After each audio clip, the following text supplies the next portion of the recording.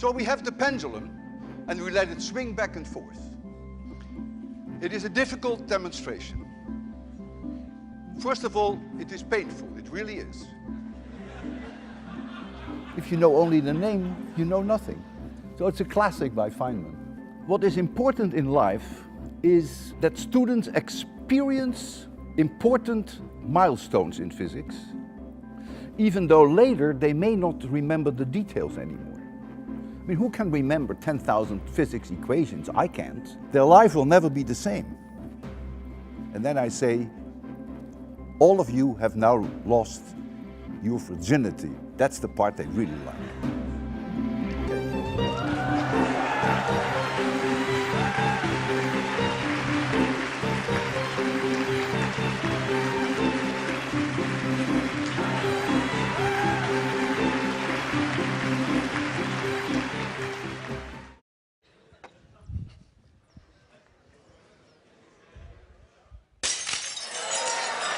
A 5-meter long pendulum with a 30-pound object, 15 kilograms. And I hold that object on my chin, and then I let it go. So if I gave it a push, it would come back higher than it was released, and it would be my last lecture, because it would crush my skull. So now the conservation of energy would require that if it comes back to me, it can never get any higher than my chin. And that's what I do. Close my eyes, hold the object, count down, 3, 2, 1, 0. Let it go. The class is silent. And the object comes back and stops right here. Conservation of energy. Physics works and I'm still alive. With a cigarette and with light in your lungs, you can explain why the sky is blue and why clouds are white. Think about it. On the scale of the human body, you can explain something of the world outside you. Isn't that cute? They've all looked at rainbows, and then I convinced them that they've never really seen it. They've actually been blind. When they looked at the rainbow, they don't realize it, but they were blind. And I opened their eyes.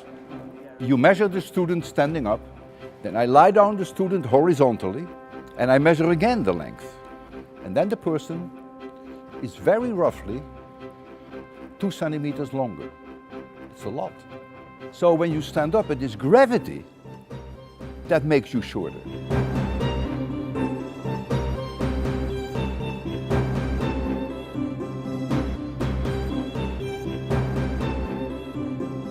They had bad teachers, so they carry on the bad teaching. It is just, it goes on from father to son to so on.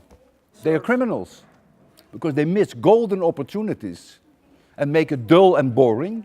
And so people begin to hate physics, and that stays with them for the rest of their lives. Then they even make the mistake to think that physics is difficult. Absolutely not true. We have an obligation to explain it to the man on the street in a way that they can still sort of get an idea. So you have to find analogies to make them see what the importance of certain discoveries is. Without quantum mechanics, without special relativity, without general relativity, you wouldn't have cell phones today. You wouldn't have GPS today. You wouldn't have television today. You wouldn't have radio today. So the pioneering contributions in physics have changed your life dramatically.